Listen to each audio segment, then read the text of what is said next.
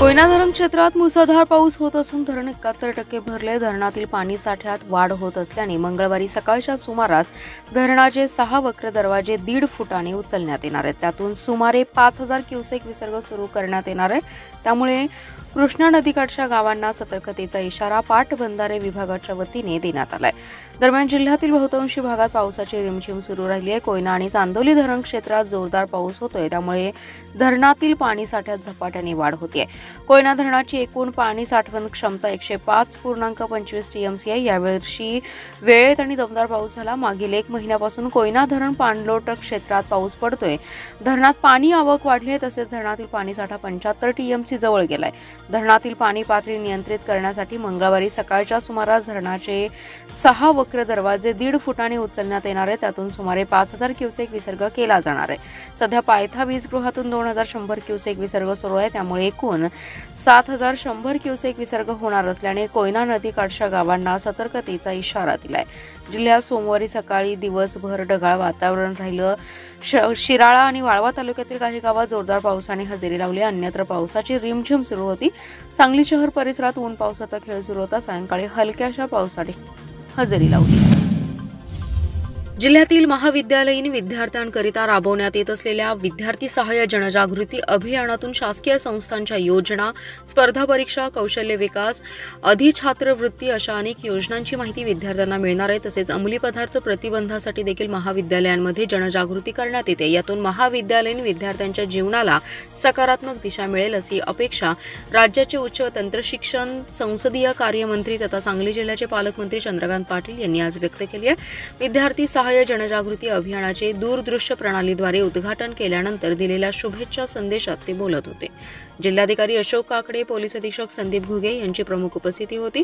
जिल्हाधिकारी अशोक काकडे म्हणाले, विद्यार्थ्यांना बार्टी, आदिवासी विभाग, सारथी, महाज्योती व अमृत या संस्थांमार्फत मदत केली जाते. या संस्थांमार्फत प्रतिवर्षी प्रति संस्था 750 विद्यार्थ्यांची निवड गुणवत्तेनुसार केली जाते व पुणे, दिल्ली येथे स्पर्धा परीक्षांचा अभ्यास करण्यासाठीचा खर्च शासनाच्या या संस्थांमार्फत दिला जातो. या योजनांची माहिती सर्व विद्यार्थ्यांपर्यंत पोहोचवण्यासाठी पालकमंत्री चंद्रकांत पाटील यांच्या सूचनेनुसार व सर्व संस्थांना एकत्र आणून त्यांच्या योजनांची प्रचार व प्रसिद्धी जिल्ह्यातील 57 महाविद्यालयांमध्ये करण्यात येणार आहे. पोलीस अधीक्षक घुगे म्हणाले, स्पर्धा परीक्षेमध्ये यशस्वी होण्यासाठी योग्य वयामध्ये योग्य मार्गदर्शन मिळणं फार महत्त्वाचं आहे.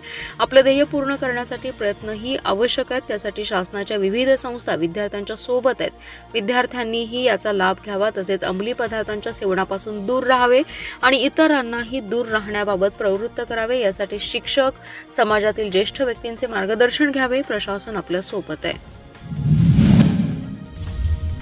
मागील वर्षभरापासून चर्चेत असलेली जिल्हा परिषद आणि पंचायत समितीच्या गट आणि गणांची प्रारूप रचना सोमवारी प्रसिद्ध करण्यात आली आहे. जिल्ह्यात जिल्हा परिषदेचे 60 वरून 61 सदस्य तर पंचायत समितीचे 120 वरून 122 सदस्य होतील. त्यामध्ये जिल्हा परिषद 1 गट आणि पंचायत समितीचे 2 गण वाढलेत. खानापूर तालुक्यात जिल्हा परिषदेचा करंजे नवीन गट झालाय. आटपाडी तालुक्यात अनेक गटात बदल झाल्याचं स्पष्ट झालंय. प्रभाग रचनेवर 21 जुलैपर्यंत हरकती दाखल करता येणार असून अंतिम प्रभाग रचना 18 ऑगस्टला प्रसिद्ध होईल. दरम्यान प्रभाग रचनेत महायुतीने विरोधकांना निवडणुकीपूर्वीच धक्का दिल्याचं स्पष्ट झालंय. जिल्हा परिषदेच्या निवडणुका ओबीसी आरक्षणाशिवाय होऊ देणार नसल्याची भूमिका राज्य सरकारने घेतली होती. सर्वोच्च न्यायालयाने मागील महिन्यात तातडीने निवडणूक प्रक्रिया राबवण्याचे आदेश दिले होते. राज्य निवडणूक आयोगाने प्रारूप रचनेचा कार्यक्रम जाहीर केला होता. त्यानुसार निवडणुकीसाठी जिल्हा परिषदेची प्रारूप प्रभाग रचना प्रसिद्ध करण्यात आली.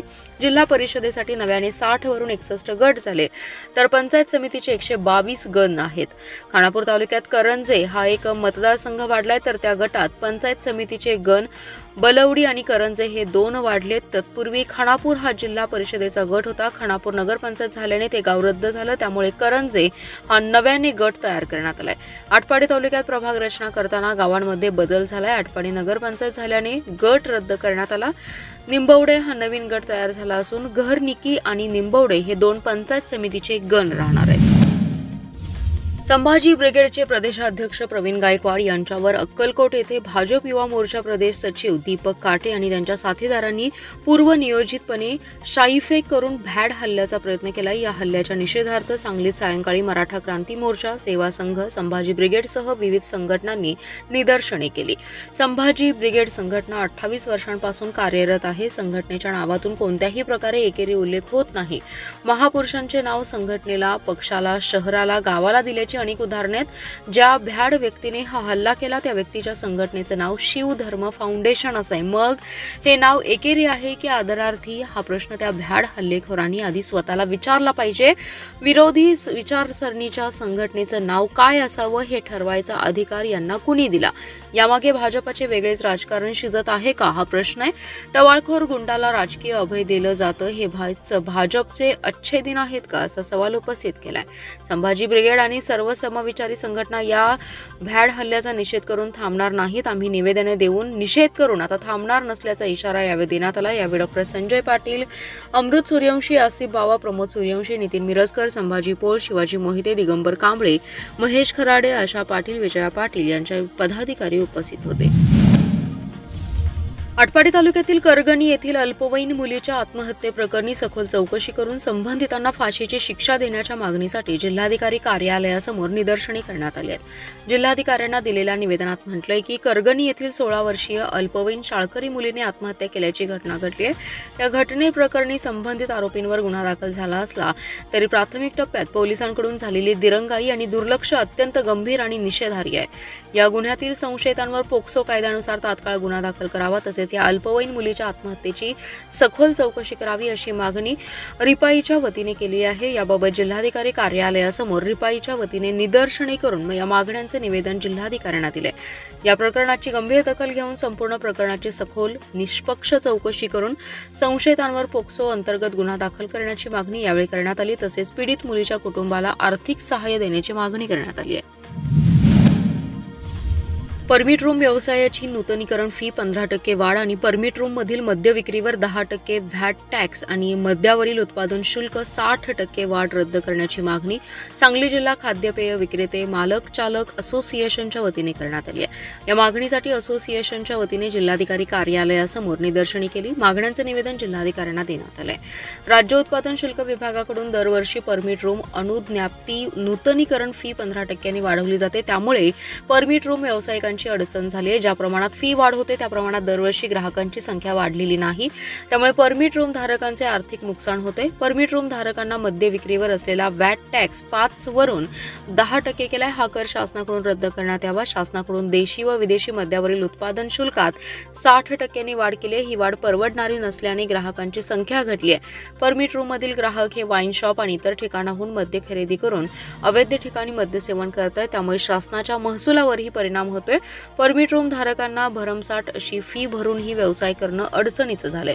तरी परमिट रूम धारकांना यापासून संरक्षण मिळून न्याय मिळावा अशी मागणी करण्यात आली आहे। या मागणीसाठी असोसिएशनच्या वतीने जिल्ह्यातील सर्व परमिट रूम बंद ठेवले होते। यावेळी खाद्यपेय विक्रेता मालक चालक असोसिएशनचे पदाधिकारी व सभासद उपस्थित होते। राज्य शासनाने तुकडेबंदी कायदा शहरी भागासाठी रद्द केलाय। याबद्दल महसूल मंत्र्यांचे अभिनंदन करण्यात आलं। पण शासन आदेश पारित होण्यापूर्वी या कायद्यातील त्रुटी दूर कराव्यात अशी मागणी जय हिंद सेनेचे पक्षप्रमुख चंदन चव्हाण यांनी महसूल मंत्र्यांकडे केली आहे। या संदर्भात पुढील आठवड्यात बैठक घेऊन न्याय दुरुस्त्या केल्या जातील अशी ग्वाही महसूल मंत्री चंद्रशेखर बावनकुळे यांनी दिली असल्याचे चंदन चव्हाण यांनी सांगितले। चंदन चव्हाण म्हणाले, महाराष्ट्रातील जोड तुकडे बंदी कायदा रद्द केला। याचा फायदा ग्रामीण भागाला देखील झाला पाहिजे। 1 जानेवारी 2025 पर्यंत कालमर्यादेसाठी शासन आदेश पारित करत असताना जनतेमध्ये खरेदी दस्तऐवज होताना दुय्यम निबंधक यांना नोंदणी आणि मुद्रांक अधिनियम 1908 चे कलम 18 मध्ये एकनाथ शिंदे यांच्या मुख्यमंत्री कार्यकाळात यामध्ये पोटदुरुस्ती करण्यात आली। त्यामध्ये पोटदुरुस्ती कलम 18 समाविष्ट करण्यात आलाय। 1 ते 10 गुंठेपर्यंत खरेदी करताना त्यामध्ये पोटदुरुस्ती झाल्याने नागरिकांना दुय्यम निबंध खरेदी दस्त करून देणार नाहीत, त्यासाठी शासन आदेश पारित करताना या पोटदुरुस्तीचा अडसर दूर करावा, तसेच त्यामध्ये त्यांच्या मिळकती कायदेशीर व्हाव्यात यासाठी अटी शर्ती घालण्यात याव्यात, तरच गुंठेवारी धारकांना याचा लाभ घेता येईल अशी मागणी महसूल मंत्र्यांकडे केली आहे। तसेच राज्यात अर्ध्या गुंठ्यापर्यंत ते 10 गुंठ्यापर्यंत यापूर्वी करारपत्र, साठेखत, मुखत्यारपत्र आदी नागरिकांनी करून ठेवलेले आहेत। असे लोक त्यांची खरेदी व्हावी या अपेक्षित आहेत। ही मागणी देखील महसूल मंत्र्यांकडे केली असल्याचे चंदन चव्हाण यांनी सांगितले।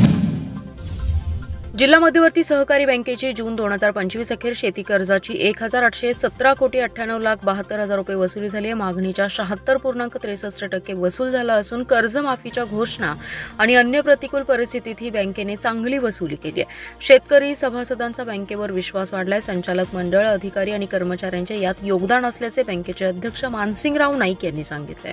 जिल्हा बँकेच्या संचालक मंडळाची बैठक अध्यक्ष मानसिंगराव नाईक यांच्या अध्यक्षतेखाली पार पडली। यावेळी मुख्य कार्यकारी अधिकारी शिवाजीराव वाघ उपस्थित होते। जिल्हा बँकेचे 30 जून 2025 अखेर शेती कर्जाची 76.63% वसुली झाली आहे। बँकेची वसूलपात्र रक्कम 2,372 कोटी 29 लाख होती, त्यापैकी 1,817 कोटी 98 लाख रुपये वसूल झालेत। प्रतिकूल स्थितीत ही चांगली वसुली करता आली। या सर्व संचालक, मुख्य कार्यकारी अधिकारी, शिवाजीराव वाघ व अधिकारी आणि कर्मचाऱ्यांचं योगदान असल्याचे मानसिंगराव नाईक यांनी सांगितले। महानगरपालिकेच्या उद्यान विभागातील बाग कामगारांच्या विविध मागण्यांसाठी महानगरपालिका कंत्राटी आणि मानधन कर्मचारी संघटनेच्या वतीने जिल्हाधिकारी कार्यालयासमोर निदर्शने करण्यात आली। ठेकेदाराचा ठेका रद्द करावा अशी मागणी करण्यात आली आहे। यांसह अन्य मागण्यांचे निवेदन जिल्हाधिकाऱ्यांना देण्यात आलं। या दिलेल्या निवेदनात म्हटलंय, उद्यान विभागातील कंत्राटदार आणि बेजबाबदार अधिकाऱ्यांच्या संगनमत आणि गैरकारभारामुळे सदर ठेक्याला स्थगिती मिळाली। त्यामुळे कामगारांचे अचानक काम गेल्याने त्यांच्या रोजीरोटीचा प्रश्न निर्माण झालाय। त्यांची उपासमार सुरू आहे, त्यामुळे महापालिकेने त्यांना कामावरून न काढता त्यांचं काम सुरू ठेवावं। कंत्राटदाराने आणि महापालिका अधिकाऱ्यांनी संगनमत करून 13 कामगारांचा कोणताच पगार दिला नाही। या कामगारांचा 2 महिन्यांचा पगार त्यांच्या खात्यावर जमा करावा। कंत्राटदार जमा करत नसेल तर महापालिकेने प्रिन्सिपल एम्प्लॉयर म्हणून पगार जमा करावा। महापालिका उद्यान विभागातील बाग कामगारांची पिळवणूक, बेकायदेशीर बिल अदा करणे, करारातील शर्ती आणि अटींच्या भंग प्रकरणी उद्यान अधीक्षक गिरीश पाठक जबाबदार असून त्यांना निलंबित करण्याची मागणी निवेदनाद्वारे केली आहे। यासह अन्य मागण्या निवेदनाद्वारे जिल्हाधिकाऱ्यांकडे करण्यात आल्या। यावेळी कैलास पाटील, अफजल मोमीन, कैलास आवळे, सागर टोळे, कैलास कुकडे, इलियास शेख, आकाश माने यांच्यासह कंत्राटी कर्मचारी उपस्थित होते। मध्य रेल्वेच्या कोल्हापूर नागपूर या गाड्यांना प्रवाशांचा चांगला प्रतिसाद आहे। गर्दी असलेल्या या गाडीला 3 जनरल बोगी असल्याने प्रवाशांची गैरसोय होत टाळण्यासाठी जनरल डब्यांची संख्या वाढवण्याची मागणी होती। आता प्रवाशांच्या मागणीनुसार या गाडीला 5 सप्टेंबर पासून जादा जनरल बोगी जोडण्यात येते, त्यामुळे सामान्य प्रवाशांची सोय होणार आहे। कोल्हापूर नागपूर गाडी पुणे विभागातून दररोज विदर्भात जाणारी दैनंदिन एक्सप्रेस असून या गाडीला प्रवासी संख्या मोठी आहे। या गाडीला 2च जनरल बोगी असल्याने सामान्य प्रवाशांची गैरसोय होते, त्यामुळे या गाडीला जनरल बोगीची संख्या वाढवण्याची मागणी होती। त्यामुळे कोल्हापूर नागपूर या गाडीला जनरल बोगी वाढवण्याचा रेल्वेने निर्णय घेतलाय। आता कोल्हापूर नागपूर कोल्हापूर एक्सप्रेसला 5 सप्टेंबर पासून एक तृतीय श्रेणी वातानुकूलित बोगी डबा काढून तिथे एक जनरल बोगी जोडण्यात येणार आहे। नवीन संरचनेत एकूण 3 तृतीय श्रेणी वातानुकूलित बोगी आणि 4 जनरल बोगी असतील। इतर सर्व बोगी पूर्वीप्रमाणेच असतील। जनरल बोगी वाढल्याने सामान्य प्रवाशांना फायदा होणार असल्याचे रेल्वे कृती समितीचे सुकुमार पाटील यांनी सांगितले।